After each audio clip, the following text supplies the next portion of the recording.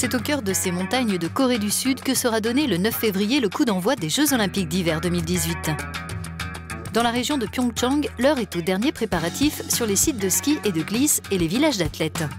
Un événement planétaire de plus pour les Sud-Coréens après les JO d'été de 1988 et la Coupe du Monde de foot en 2002. Dans moins de 2 mois, ce stade olympique d'Alpensia sera prêt pour la cérémonie d'ouverture des Jeux d'hiver. Une grande aventure débutera alors entre passion pour le sport et goût pour la technologie lors de ces Olympiades qui s'annoncent à la pointe de la high-tech. La tradition et l'innovation seront les moteurs de ces JO. La mythologie et la culture sud-coréenne ont inspiré les mascottes de ces Jeux olympiques et paralympiques, un tigre blanc et un ours noir.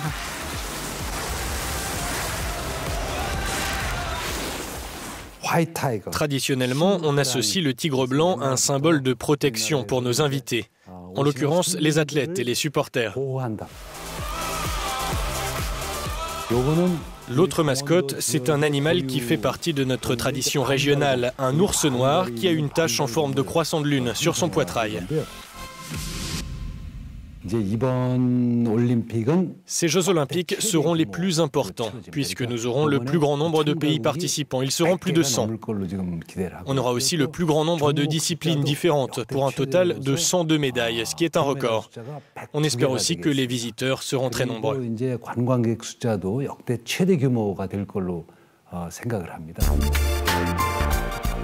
Pyeongchang accueillera les cérémonies d'ouverture et de clôture et la plupart des épreuves de sport de glisse. Celles disputées sur glace auront lieu dans la ville côtière de Gangneung. Sur 17 jours, près de 3000 sportifs seront en lice dans 15 disciplines. En attendant les premiers flocons, plusieurs équipes nationales de luge testent les sites de compétition flambant neufs.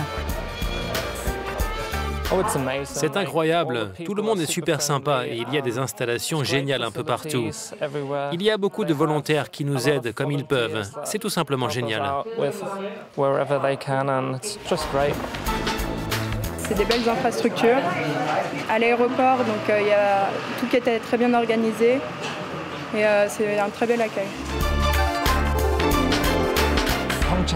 La proximité entre les différentes infrastructures est l'un de nos principaux atouts. Tous les sites de Pyeongchang et Gangneung sont à 1 heure de distance les uns des autres. On peut par exemple assister à une course de patinage de vitesse, puis aller voir une épreuve de ski 1 heure après. L'utilisation des sites a aussi été pensée sur le long terme.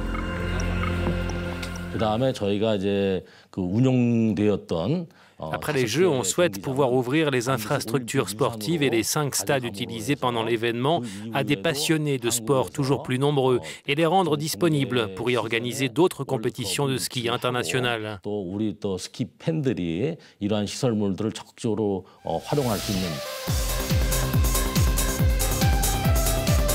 Les JO de Pyeongchang seront hyper connectés.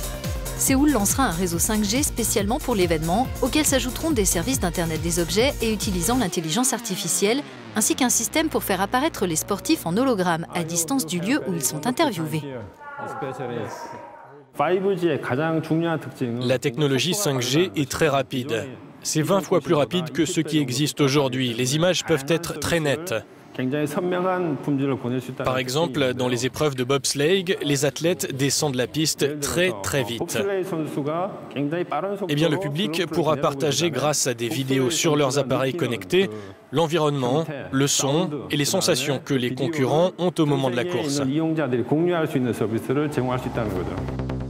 Le sport a aussi une dimension diplomatique, particulièrement à quelques dizaines de kilomètres de la Corée du Nord.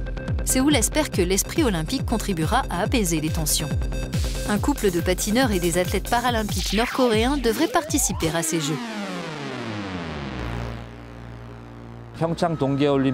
Nous espérons que grâce à Pyeongchang 2018, notre pays perpétuera cet esprit de paix qui remonte à l'Antiquité.